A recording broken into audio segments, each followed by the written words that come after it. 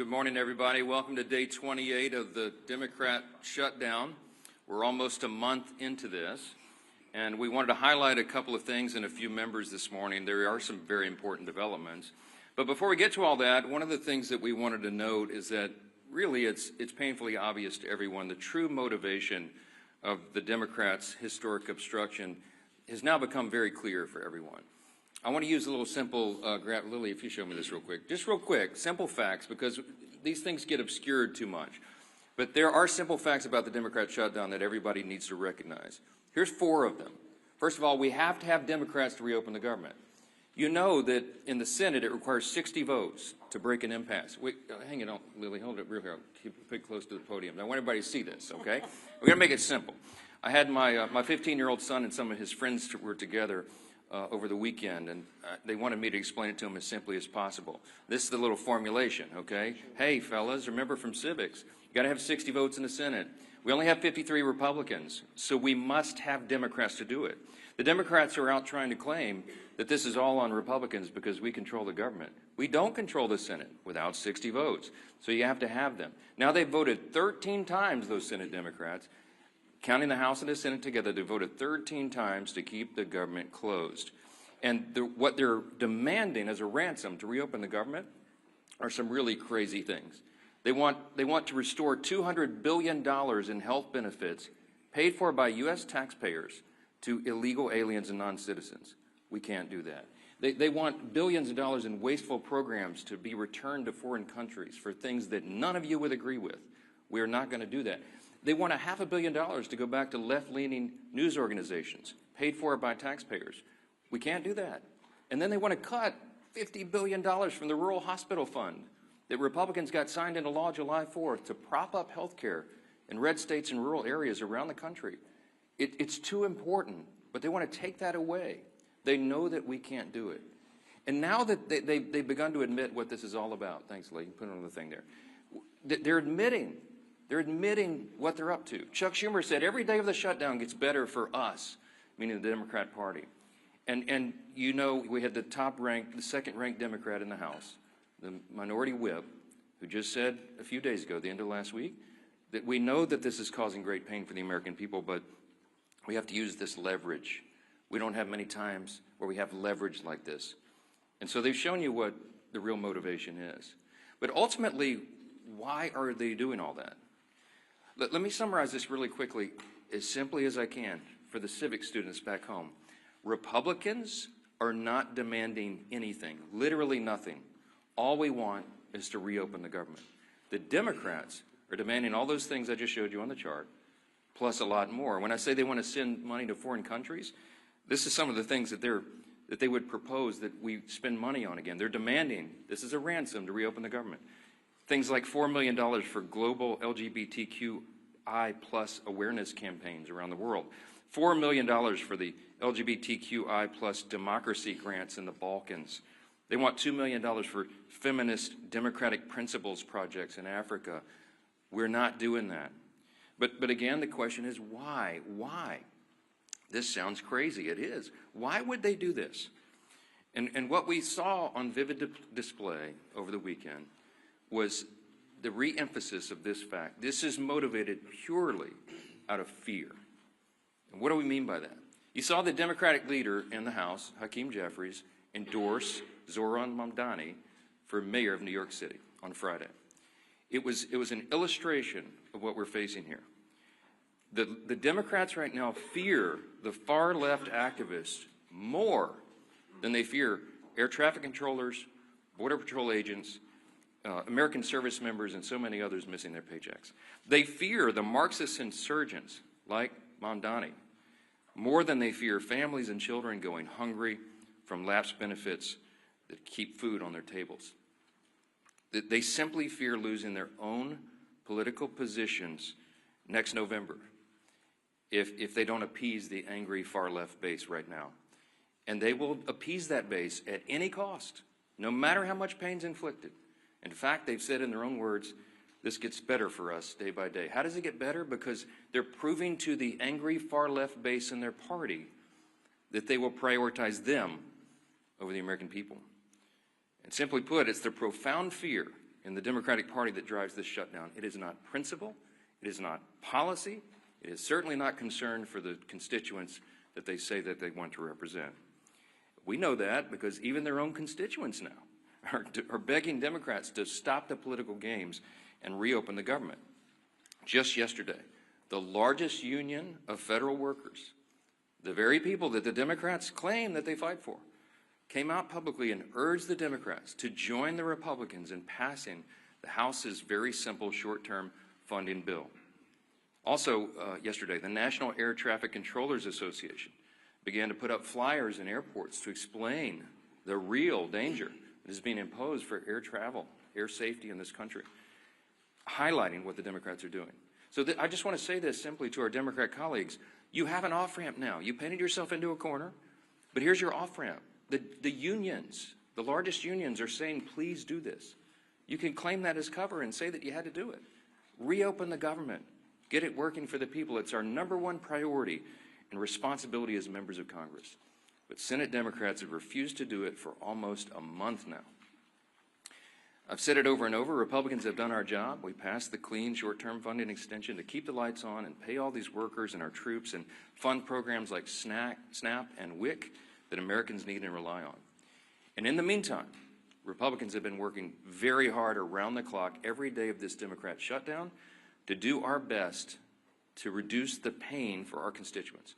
In our districts, we got a video running over here just showing some highlights of what all the House Republicans are doing and have been doing for the last few weeks. Out in their districts, they're trying to help Americans navigate the crisis that the Democrats have created with their selfish political decisions. Here's a few more examples this morning we wanted to highlight. In Montana, Congressman Troy Downing, these are all Republicans doing work back home. He's met directly with his TSA officers and air traffic controllers who continue to show up to work while Democrats keep the government closed. In New York, Congresswoman Nicole Malliotakis is working around the clock, hand in hand, for example, with her local national park officials to organize community cleanups and maintain our public lands, doing the work Democrats left behind as park rangers and visitors' staff remain furloughed under their shutdown. In Sullivan County, Indiana, and down in South Texas, you have Congressman Mark Messmer and Brian Babin. They've strategized with rural hospital leaders to ensure that these communities are able to access that $50 billion rural hospital fund, by the way, that the Democrats want to defund. It's the very funds that the Democrats worked hard to kill in their counterproposal to reopen the government. In South Carolina, Congresswoman Sherry Biggs has been meeting with her small business owners who continue to serve their communities, many of whom are already feeling the benefits from Republicans' work to deliver no tax on tips. We did that in the big, beautiful bill, the Working Families Tax Cut. It's a wildly popular measure that, by the way, every Democrat voted against. In Oregon, Congressman Cliff Bentz is meeting with his air traffic officials as they wait on Democrats to reopen the government and deliver the federal funds they need to expand that region's critical air travel infrastructure. And here in Washington, the work has gone on in earnest as well. People keep commenting to me, you look so tired on TV. I am so tired because we're not sleeping a lot. We're working overtime. Here in Washington, our House committees have continued to conference together and do all the work we can to ensure legislation is ready for the floor for action as soon as we get back to legislative session. The House also continues to carry out its essential oversight duties. And you'll be reporting on this all day, but the Oversight Chairman James Comer released a blockbuster report now on the Biden auto-pen presidency. And this report includes 47 hours worth of transcripts and testimony revealing that every executive action signed by the auto-pen without written authorization from President Biden should be voided.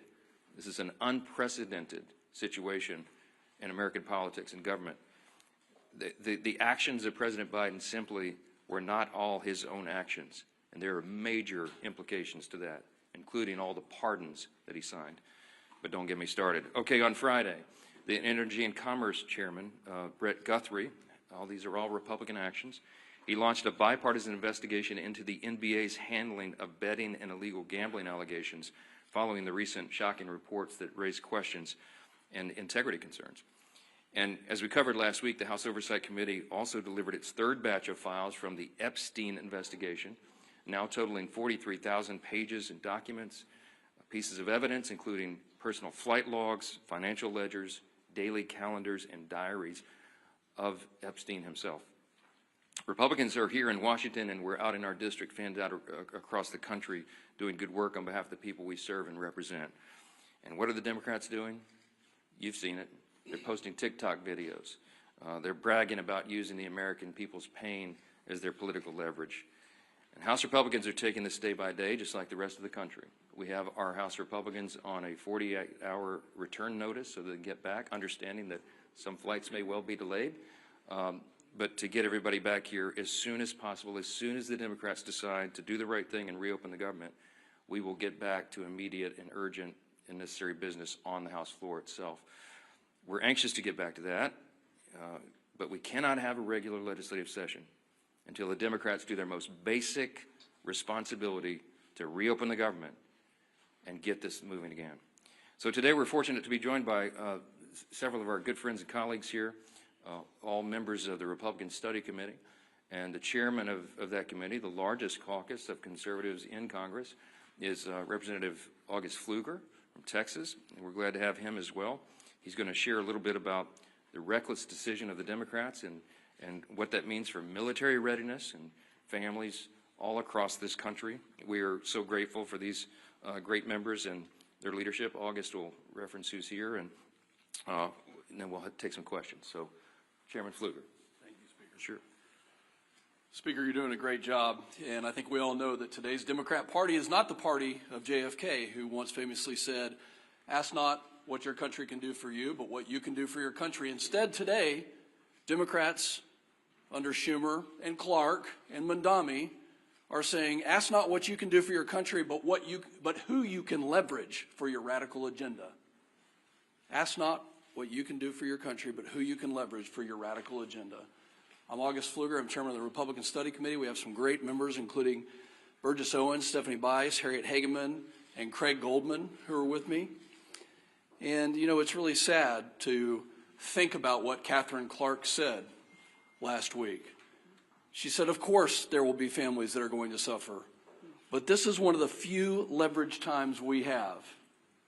My colleagues stand for families. The Republican Party stands for families because we believe, we know that our greatest asset in this country is the American family, that our country rests on the shoulders of families, that the Republican Party will always advocate for families, that we will look up for families, that we will legislate to prosper families. And instead, the family is only a point of leverage for our Democrat colleagues. How sad is that? You know, I'm thinking about military families right now. I'm thinking about that soldier who is deployed around the globe to keep our country safe, to push back against a threat. And I'm thinking about that phone call that soldier probably received this year, this month, in the last couple of days, asking whether or not they're going to get a paycheck, talking about the new baby at home, trying to figure out if they're going to be able to pay their rent or even buy some groceries or put gas in the car. I was there. I'm a veteran. I've been serving on active duty when shutdowns happened. This is a very stressful time for military families. And commanders right now, instead of being focused on the mission, instead of being focused on the threat, instead of being focused on the training and the exercises that keep our readiness and our lethality at the highest possible levels, now they're focusing all of their attention on making sure that their families of their subordinates, their soldiers and their airmen, their Marines, their sailors, are taken care of, that they actually have the resources. And we have members of the Republican Party who are in our communities right now convening groups of community leaders and banks, food banks, and other resources. Because Schumer has chosen not to pay them, now communities are having to take up with 0% interest bridge loans. Now communities are having to defer those mortgage payments and those car payments. So where the Democrat Party is failing, our communities are succeeding because they know that the right thing to do is to fund and help in this time of need. You know, the enemy has not shut down. Our enemies around the world want us to be divided. I'm calling on my colleagues on the other side of the aisle who served in the military to do the right thing. We were there.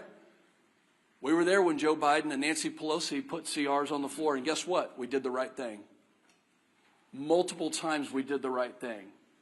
Where are my Democrat colleagues who served in uniform to stand up and rise above petty politics to do the right thing? Have you not gone home to your districts to hear from your military communities, from your federal workers? Have you not listened to your local communities telling you to stop the nonsense? No. You know what? They're not there. They're in New York City campaigning for Mondami. Maybe they've orchestrated this so that they had the time to go campaign for an outright socialist. Maybe this was orchestrated so they could go do that. Now, this isn't the party of JFK anymore. This is the party of Schumer and Mondami, the party that bows to the radical left. I hope that everybody can see the split screen of what's happening in this country. The speaker has so eloquently talked about the fact that Republicans are doing our job to take care of families, that over 13 times the Senate Republicans have voted to fund our military, to fund TSA, to make sure our Border Patrol can get paid and all federal workers can get paid. And Democrats continue to obstruct. I hope you can see the dichotomy between the two sides here. And I'm calling on Democrat members, especially those who served in the military, to do the right thing and to stop the nonsense. With that, I hand it over to my good friend, our leader, Mr. Steve Scalise.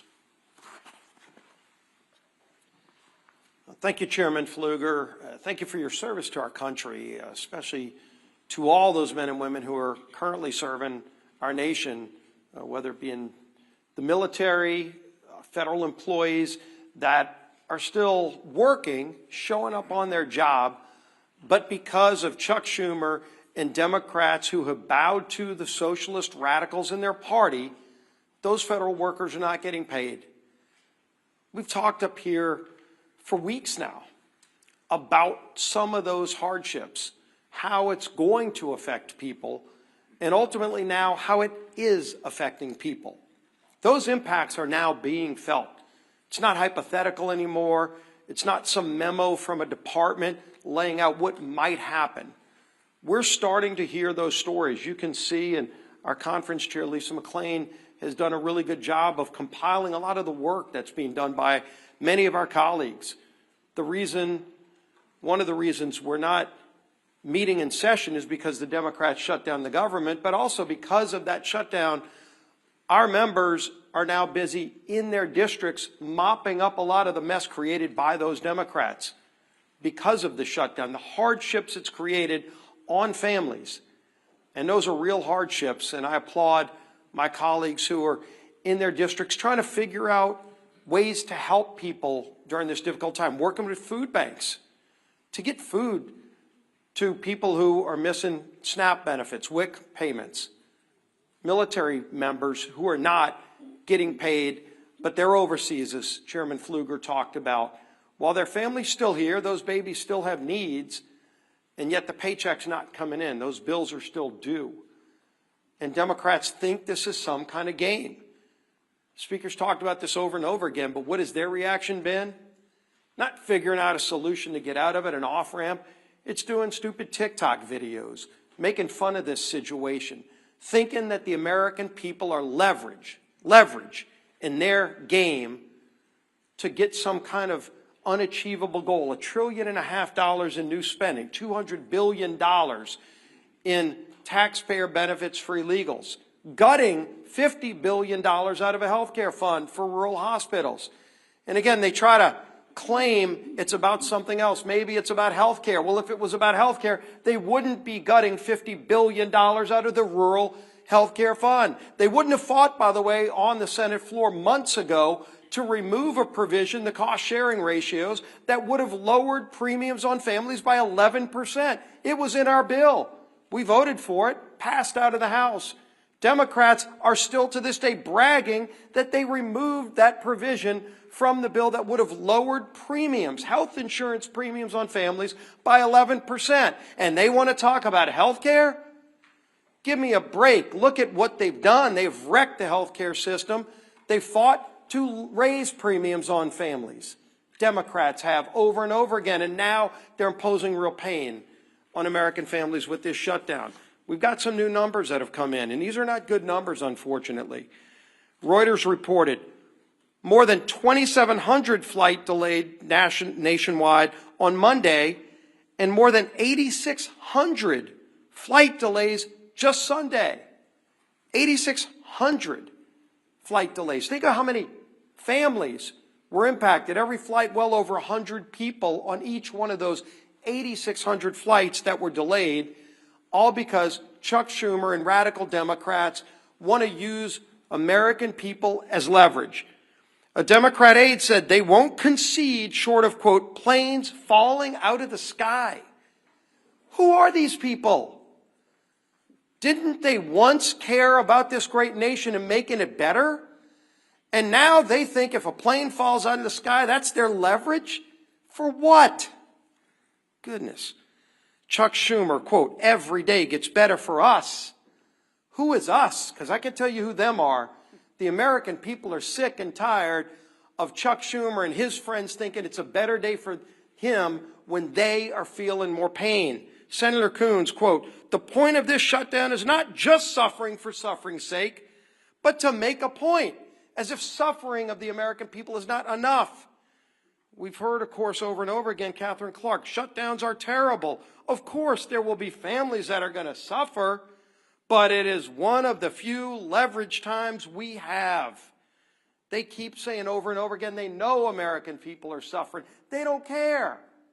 They want leverage for themselves. They want to show off to their radical socialist base. Bernie, of course, Bernie Sanders, who was on the stage with AOC over with Mandami the other day with their socialist love fest. Bernie, quote, you reopen the government and we lose our leverage. That's what this whole shutdown is about. They're telling you what they mean. Democrats sourced in the Hill article last week that we talked about, quote, we would have enough votes to reopen the government if people were not terrified of getting the guillotine. This is Democrats being afraid of their own base because their base is so radical that they're afraid of their base. The American Federation of Government Employees, we talked about this yesterday, came out and said, quote, it's time to pass a clean continuing resolution and end this shutdown today. No half measures and no gamesmanship. Rep. Amelia Sykes said, quote, we know that people are going to suffer if we don't open the government. People will go hungry. Well, she knows it. She's causing that hunger, but let's put a point on this. In an ABC article regarding the 42 million Americans that are going to lose SNAP benefits next week, Joel Berg, who's the CEO of the nonprofit Hunger Free America, said this, quote, we are going to see the greatest hunger crisis since the Great Depression. And that's not hyperbole, that's just true. The greatest hunger crisis since the Great Depression, when 42 million people lose their SNAP benefits this weekend. What are these Democrats waiting for? This is not a game. This is not leverage. They're taking food off the table for families, for babies. It's disgusting. It's time to end the madness. They can go on the Senate floor today. Just 5 of them need to get courage. Just 5 of them need to get the courage to do the right thing and open the government today and end this pain and end the suffering that they've caused. Then we can go negotiate our differences. Yield to the whip. Tom Emmer.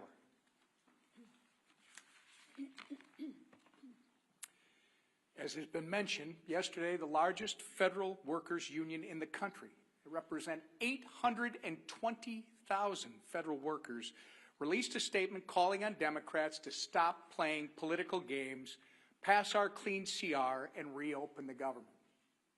What was Chuck Schumer's response? Silence. Crickets. He declined to comment. Meanwhile, millions of federal workers are reevaluating how to make ends meet. Air traffic controllers missed their first full paycheck today. Some are turning to food banks, as we've discussed, in order to feed their families.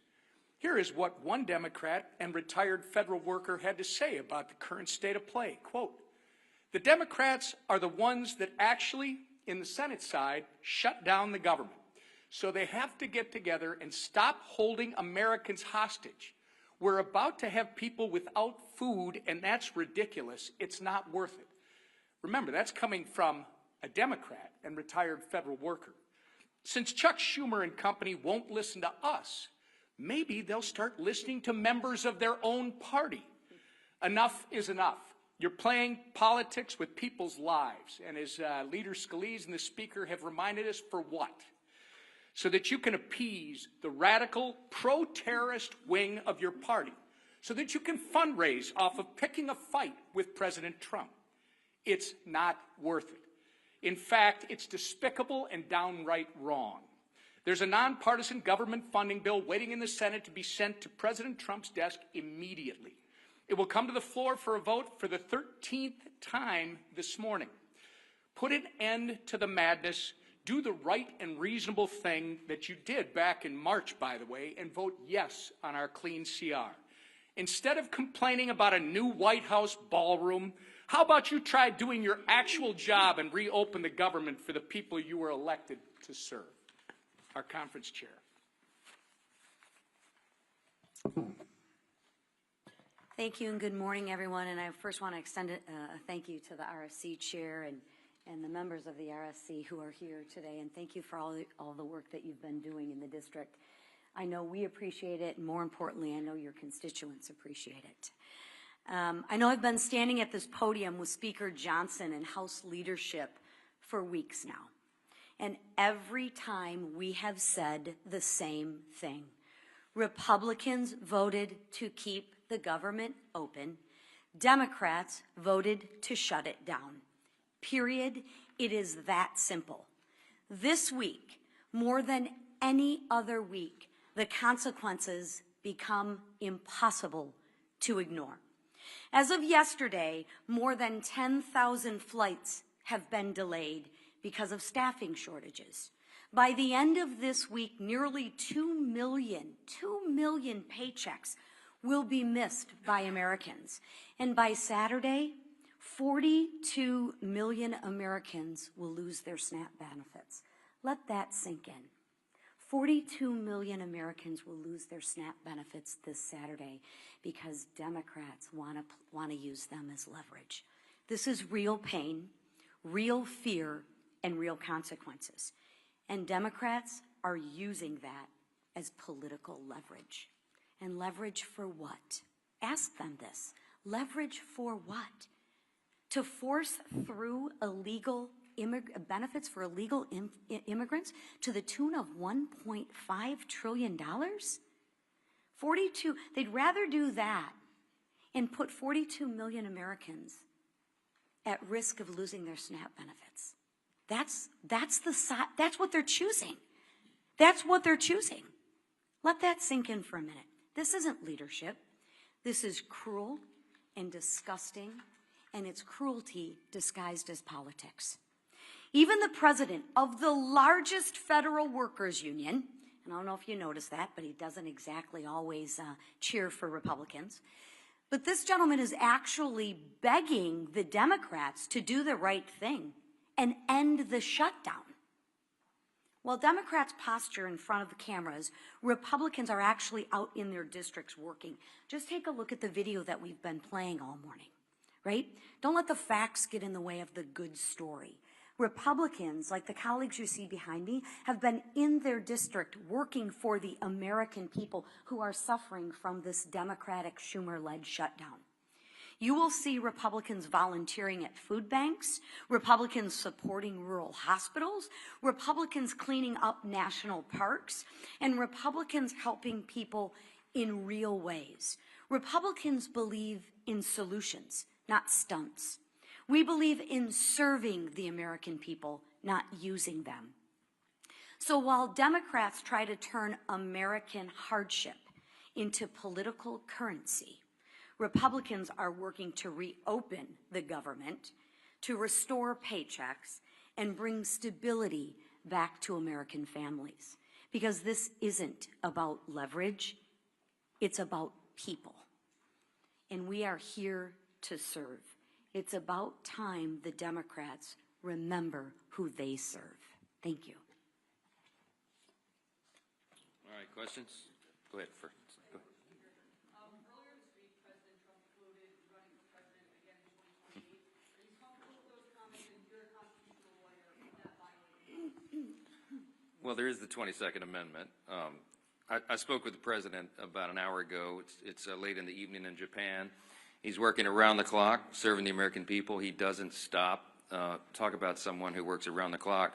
And as Chairman Pfluger mentioned a moment ago, and as we've reiterated in here so many times, you're looking at the split screen because under President Trump, the Republican Party has delivered. I mean, you're talking about reducing taxes, reducing regulations, cutting fraud, waste, and abuse, ended the border crisis, ending the crime crisis, resolving conflicts, wars around the globe, and working on these amazing trade agreements. It's been a great run. But I think the President knows, and he and I have talked about the constrictions of the Constitution, as much as so many of the American people lament that. The Trump 2028 cap is one of the most popular that's ever been produced, and he has a good time with that, trolling the Democrats whose hair is on fire about the very prospect. But I do believe that we've got 3 extraordinary years ahead of us, and the 2 years of the Trump administration are going to be an incredible thing. And I don't see a way to amend the Constitution because it takes about 10 years to do that, as you all know, to allow all the states to ratify what 2/3 of the House and 3/4 of the states would approve. So I don't see the path for that, but I can tell you that we are not going to take our foot off the gas pedal. We're going to deliver for the American people, and we've got a great run ahead of us. We'll have 4 strong years. Yeah, second round. Yeah. The White House was able to find funding for the military, for WIC, for farmers. Should the White House now be able to find some funding for the SNAP program if they've done it for all these other ones? They certainly tried. I mean, one of the reasons that this shutdown has not yet been as painful as it might otherwise have been is because the president is bent over backwards, the administration. Think of it this way. The White House, the executive branch in a shutdown, has a large control panel full of dials. Under the Obama administration, they turned those dials, the pain dials, to 10 immediately. You remember it was so egregious to us. Speaking of our veterans, I mean, they put yellow crime tape around the World War II memorial so that people who'd served their country could not go visit the memorial. They wanted it to hurt. The Democrats have shown, and they've said in their own words, this is leverage. It gets better for them every day. They don't mind inflicting pain on the American people if they can somehow get some sort of political points out of it. The Republican Party is the opposite. And President Trump has proven that. Every day of this shutdown, he has tried to move funds around to find unobligated funds to cover the bases, to get the troops paid in the middle of October, and to make sure that WIC funding is not resolved. You know how he's getting women, infants, and children funding done? They did some very creative legal research I've quite admired. They found a statute in the 1930s that they could use to say that some of the tariff revenue could be used to cover nutrition because so much of that was transported over the border. So they've done some creative, amazing things to mitigate, to lessen the pain as much as possible. We've been out all over the country, all these Republicans. I mean, Craig Goldman flew in here to do this press conference with us, but he's been in Texas serving his constituents. Stephanie Bice been in Oklahoma. Harriet Hageman's been out west. You got Burgess Owens out in Utah. They've been serving their constituents, and August Pfluger, but they came in to help us articulate what's going on. All that effort has mitigated the pain, but we're running out of the resources. We want to fund SNAP, but they did the legal research, and they could not find a 1930s-era statute to bootstrap that one. The contingency fund was approved by Congress. And when the Democrats voted against the CR, they voted against the ability of us to use that money. And so 42 million people are going to suffer because they're playing political games. There's nothing, the White House has run out of it. They have all the pain dials turned back to just a 0 or a 1 as best they can. But when you're out of resources, they go all the way up. And it's out of their hands. It's out of our hands, and that's why we're so frustrated. You don't see the happy warrior Steve Scalise pound the podium very often. But we're angry about this. We're frustrated. We should be, because it's wrong for the people, and all of you should be angry about it as well. And I know many of you are. Yeah, Ray. What's your reaction to yesterday's purge of senior ICE officials from field offices around Are you worried that that's going to result in less experienced leadership at ICE? And again, when is it time for Congress to do some oversight? I don't know any of the details of that yet. I just heard about that literally. I was walking in, so I'm not going to comment on it until I find out the details. I know some of these things get misportrayed. Yeah, back row. Yeah. On the auto pen investigation and the Oversight Committee's report that was released this morning, some Senate Republicans have suggested that perhaps there isn't a legal avenue to void the pardons that were signed by by the auto pen, these executive authorities. Do you think that there is a legal avenue? That's what the investigation concludes, that any of those executive actions that were signed by the auto pen and the Biden administration should be void. Do you think that's possible? Nothing this incredible and insane has happened before. This was not something that the forefathers anticipated. It's unprecedented. There is no legal precedent because no previous president had an auto pen or had the audacity to have people signing things on their behalf when they didn't even know what was in it. And so we're in uncharted waters as a nation. As we say up here all the time, we're so tired of making history. I just want normal times, normal Congress again. But the Biden administration was unprecedented in so many ways, and the president was checked out of his job for quite some time, and everybody knows it. And there was a cover-up. The people around him who were they would give him scripts to follow. They would point him literally in the direction, stand here, sir, wave like this. And he didn't know what he was signing, so there's all sorts of just incredible implications. It sounds like a terrible novel or something, but this is reality. And so the pardons, for example, he pardoned categories of violent criminals and turned them loose on the streets, and he didn't even know what the categories were, apparently, much less the individual people that he pardoned. They're invalid on their face. I mean, I used to be a constitutional law litigator. I would love to take this case and go into the courts and make that law to set the precedent. You can't allow a president to check out and have unelected, unaccountable, faceless people making massive decisions for the country. Think of the executive orders that were signed with the auto pen. When he paused LNG exports, liquefied natural gas, to our European allies around the world, I confronted him about it, by the way, the one meeting they allowed me to have with him as Speaker in the Oval. And he looked at me as if it hadn't happened, and he said, I didn't do that. And it occurred to me, he wasn't lying. He honestly didn't know. Do you know what the implications of pausing LNG exports were around the world? It made all of our European allies had to buy their natural gas from Vladimir Putin, which fueled his war machine to go, conduct his war on Ukraine. It destabilized our energy sector, and it had us step back 3 or 4 steps of energy dominance around the world. Thankfully, we're back now because we have a commander-in-chief who's fully in command and understands the necessity, energy policy being national security policy. I could go on and on and on in every category. Huge implications. What does it mean for us? How do you unwind it? I don't know. But it will be determined in the courts ultimately. And these are unprecedented cases of first impression, as we say, because it's never been tested before. But man, is it dangerous stuff. Front row. Because you win the boot game today. Go ahead. Your Honor. I'm curious, you guys, a lot of you were talking about the government unions demanding the Democrats reopen the government at this point. Do you think that that is building on President Trump's gains with labor unions from the 2024 election? Do you think that this is a sign of a different relationship between House and Senate Republicans and federal government employees? Do you welcome these people in your tent? Of course. These are not traditional allies of yours in a lot of... President Trump and the Republican Party achieved some very important historic things in the last election cycle. We had a true demographic shift in the election. We had a record number of Hispanic and Latino voters, for example, who came into the Republican Party, record number of African-American black voters, Jewish voters, union workers, young people, demographics that had not traditionally in recent years been with the Republican Party in large numbers. And they came to us not reluctantly, but with hopeful anticipation. Why? Because they wanted a return to common sense. And they saw what the other party had done to them with their terrible policies and their terrible ideas and the radical, woke, Marxist, progressive agenda, and they realized it didn't work for them. So they came to us and they said, can you do better? Well, we did. We have. And we passed the One Big Beautiful Bill, the Working Families Tax Cut, and all of our legislation and everything the President's done with executive orders, fulfilling his promises, are codifying those things and doing the rest of our legislative agenda, which is being held up right now because of this. We're delivering for those people. So it is not a surprise to me that union workers would come enthusiastically supporting common sense. What we're asking for here is common sense. They're supporting the party. They're supporting the president because they know who's working for the American people and who is not, who is causing and inflicting pain on the American people. The contrast has never been more clear. We say all the time, this is not your father's Democratic Party. I grew up in Louisiana. When I was a kid, I didn't even know a Republican. Literally, like everybody was Democrat. And, the Southern Democrats, conservative Democrats down in Louisiana. That party doesn't exist anymore. My grandfather would not recognize what this party has become. He would clearly, they'd all be Republicans because the Republicans stand on the side of common sense and working families, hardworking, middle class, lower class earners in the country. We drafted the working families tax cut to be geared for them, to help them. And we infused the legislation with all this pro-growth policies so that all boats will rise.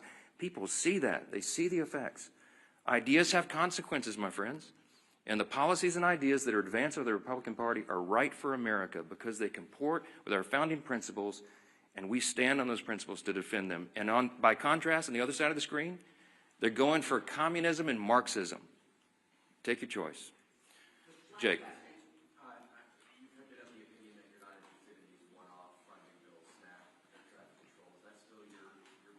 We voted September 19th to fund every one of those priorities. And every Democrat in the House except one voted to not fund them. The Democrats are playing games. They put a few of the one-off bills on the floor, as you've seen in the last week or so. They put a bill to pay the troops and pay essential workers, and the Democrats voted it down. So it would be a futile legislative effort for us to do this again repetitively in the House and send it over there so Chuck Schumer and the gang can play games and spike it. It's a waste of our time. They need to vote for the clean, continuing, nonpartisan CR, turn the lights back on and get the country working again, and then we can resolve all the rest of the issues that were always on the calendar for the remainder of the year. I want to thank our Republican Study Committee colleagues for being here and standing in the gap for your constituents. All the Republicans out there, they're still at work. They're not even watching these press conferences because they're working for their constituents. Thanks for that. Appreciate it.